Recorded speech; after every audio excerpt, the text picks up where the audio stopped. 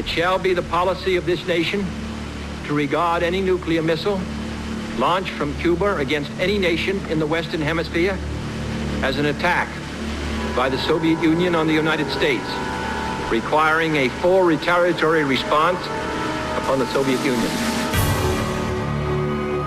On the evening of October the 22nd, 1962, American President John F. Kennedy announced the Soviet Union was building missile bases on Cuba, just 90 miles from mainland America. We are calling tonight for the prompt dismantling and withdrawal of all offensive weapons in Cuba under the supervision of UN observers. In a televised address to the American people, he warned these sites must be dismantled, the missiles removed, or America would take steps to defend herself. We will not prematurely or unnecessarily risk the course of worldwide nuclear war, in which even the fruits of victory would be ashes in our mouth. But neither will we shrink from that risk at any time it must be faced.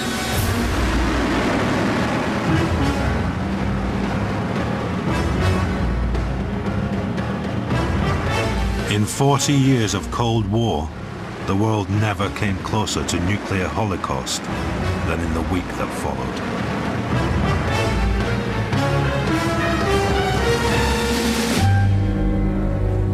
In the West, many people still remember the tension they felt then. But what's less well known is how people felt in the East, living in a closed society, the media tightly controlled by the Soviet system. Did ordinary Soviet citizens know how close the world was to war?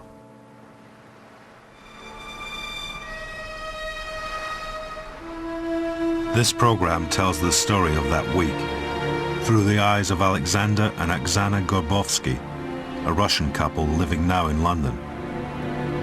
Their memories, some typical, some untypical, provide a snapshot of Soviet life at this critical point in the Cold War. At that time, I was 32 years old.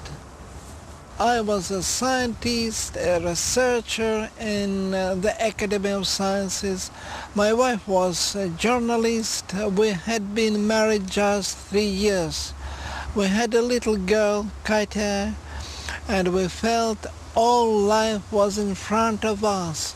We were full of plans. The Gorbovskys lived in a single room in a tenement block on the outskirts of Moscow. They shared communal kitchens with other families in the block. Luxuries were few, but life behind the Iron Curtain wasn't all doom and gloom, as was imagined by many in the West. Rather, Alexander remembers the good things, the benefits of living in a communist state. We had free medicine, we had free studies, and everything what we had, we believed was given to us by the Soviet system. We were told, when your time comes, you will be given a flat. There is a queue, but when your time comes, you will have it free. And it was true. Maybe it was because I was young then, I don't know, but I remember them as sunny days, sunny years. In Soviet Russia, the first news of the Cuban crisis appeared in Pravda, the official newspaper of the Communist Party, on October the 24th, 2 days after Kennedy's speech to the West. The article described how Kennedy had ordered a blockade of Cuba, 180 US Navy vessels surrounding the island. It described the plucky Cuban people watching the skies, digging in against American attack.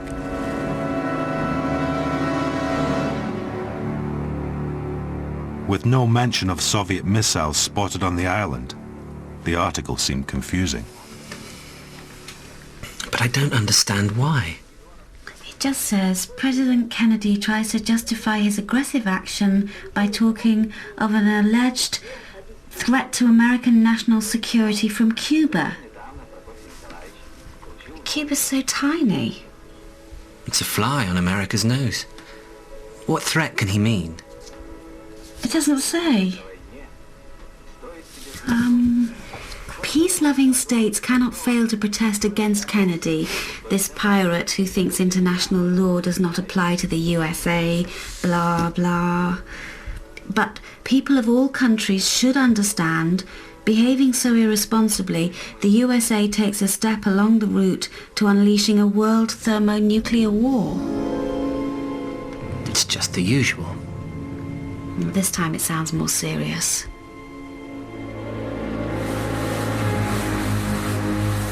It wasn't unusual to be confused reading Pravda.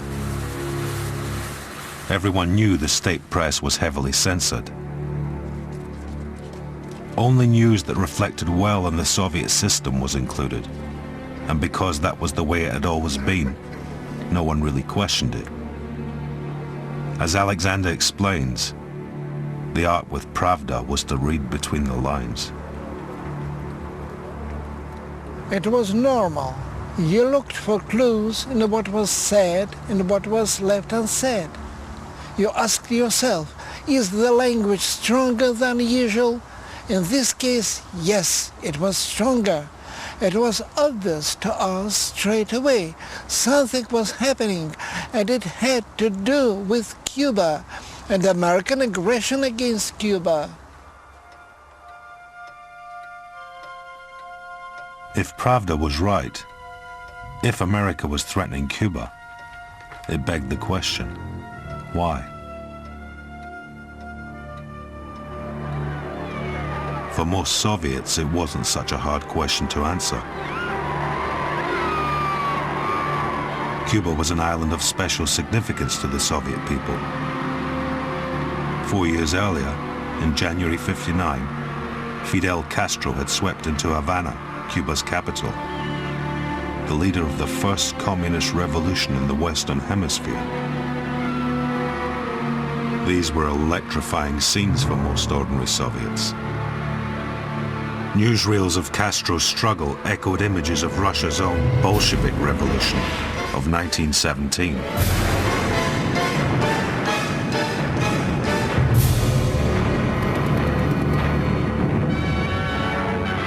But if Castro was a hero to the Soviets, to the Americans he was quite the opposite. Says Castro, the Cuban revolutionary government has no reason to offer explanations to America or to anyone except the people of Cuba. In 1961, Kennedy had allowed the CIA to organize a ragtag army of Cuban right-wingers in an attempt to overthrow Castro. It was an embarrassing failure. Soviet propaganda showed capitalist America huffing and puffing with anger, desperate to remove this pocket of communism in their own backyard. If Pravda now spoke of further American aggression against Cuba, it seemed to make perfect sense.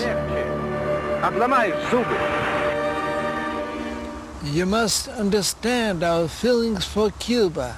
It was like they were our brothers. I remember when Fidel Castro came to Moscow, I saw Khrushchev and Castro standing in the car, driving through the streets, and we were waving, greeting them, and it felt almost personal. They were so close. The distance between me and them was no greater than me to you. They were our brothers. And so we thought, after that fiasco the year before, the Americans are just trying to find a new reason for occupation, invasion, whatever.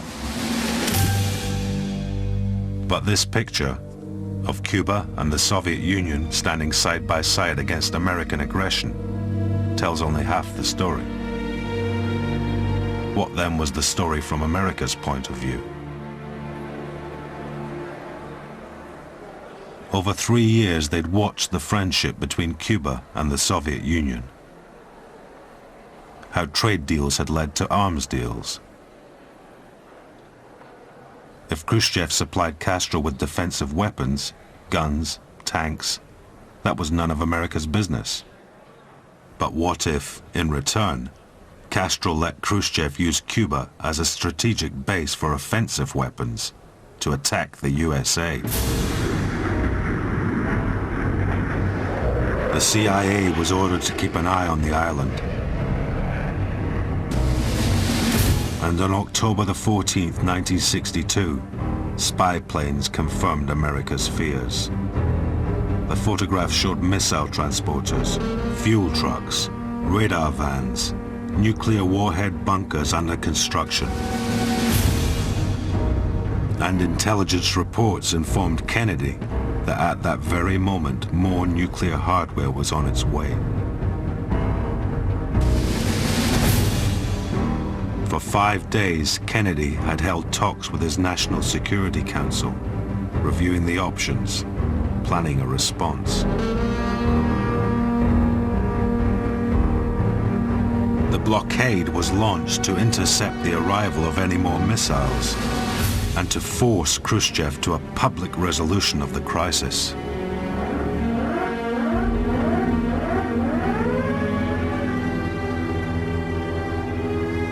These were the facts Pravda had hoped to hide from the Soviet people. But for some Russians, Alexander and Oksana included, there were other ways to find out the truth. We used to listen to Western radio. It was not usual, but it was not forbidden. I had learned English at school. It was part of my work. And so, unlike most people, we could listen to Voice of America.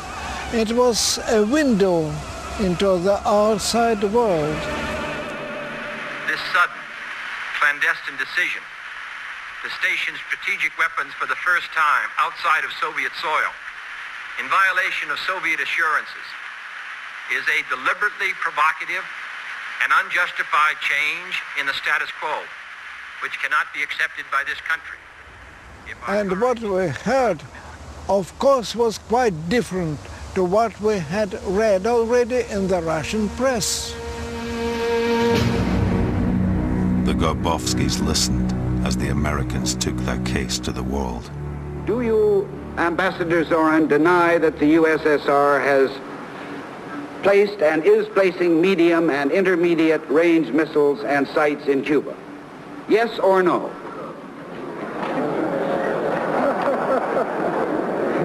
You will have your answer in due course. I'm prepared to wait for my answer until hell freezes over, if that's your decision. Well, there was a contradiction. All the Russian newspapers and radio and TV and Khrushchev himself has stressed there are no missiles, and the West insists there are missiles. You see? So, who are we to believe? Our Khrushchev or these imperialists? It was not something we like to think, that our leaders would lie to us.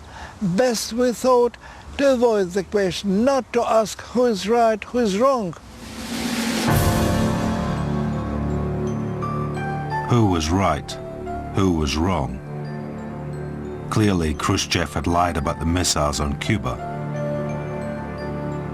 But whether it was wrong to sight missiles on Cuba at all depends again on your point of view. After all, the Americans had missile bases in Turkey, just 8 minutes firing time from Moscow.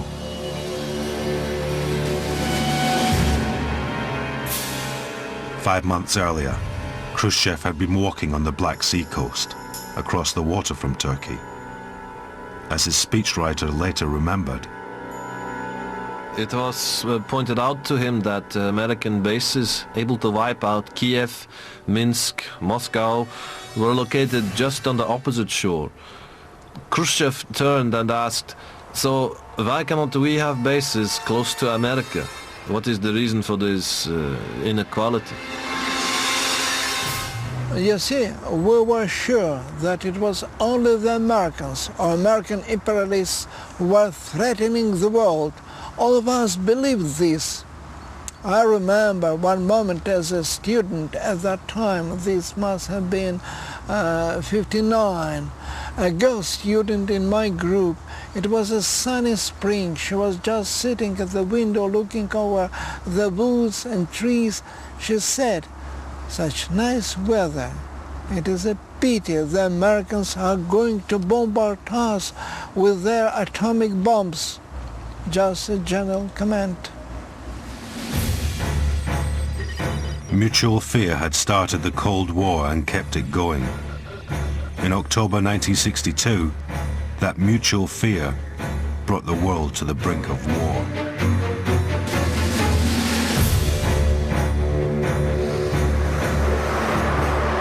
Listening on the radio, the Gorbovskis pieced together the details of that anxious week.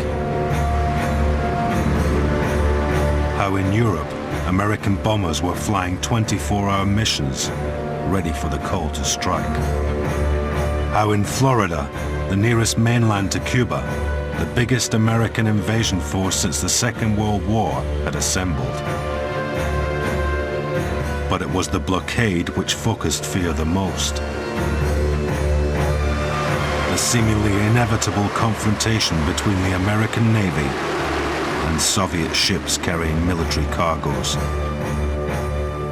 If Khrushchev refused to turn the ships around, the result would be catastrophic. I have taken the necessary steps to deploy our forces to be in a position to make effective the quarantine. What news? The forces under my command, that is to say under the command of the President, are ordered to interdict...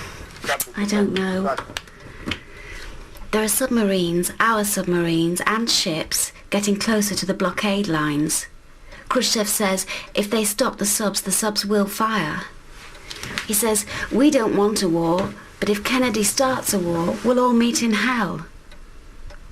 I wish we really knew what was going on. I have this feeling, when we do understand, it'll be too late. At the White House, the hours ticked away. Kennedy's speech had put the ball in Khrushchev's court. There was little they could do but wait. But Khrushchev too was playing a waiting game. On Thursday, October the 25th, the first encounter took place. A US Navy warship intercepted the Soviet tanker Bucharest. With no military cargo on board, she was allowed to proceed. On Friday the 26th, another encounter. A Lebanese vessel, the Marukla, again stopped and searched. But the ships Khrushchev had ordered not to stop were still on their way. To America, it seemed only Khrushchev could now defuse the crisis.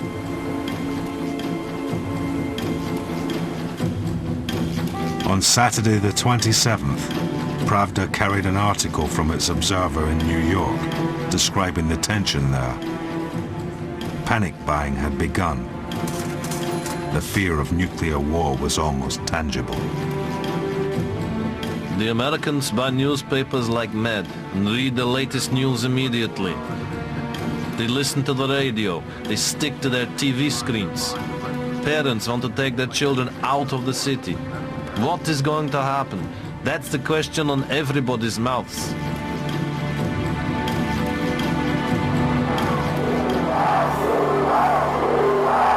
In the East, newsreels later showed passionate scenes of public support for Cuba. But the reality in the streets of Moscow was different, almost calm. Why? Because being told this was a crisis over Cuba, not about Soviet missiles on Cuba, ordinary Russians had less reason to feel frightened. Alexander, who knew so much more than most, remembers the unreal mood. It was strange. At the academy, You know, this man is having a baby, that man is expecting a promotion, his car must be repaired, just life, you know, going on. I talked with some people, we had a smoking room, we went and talked. They said, they remember the last war. They said, we will survive, you will be interpreter, you will be all right. Not thinking what kind of war this will be. At home, though, with my wife, it was different. I'll get tickets tomorrow, before the panic strikes. Where to? Kiev? You could stay with my aunt. Not Kiev. Kiev's the first to be hit. South then, to Abkhazia. 2 tickets, for you and Katya. What about you? If there's a war, I'll be called up. I have to stay.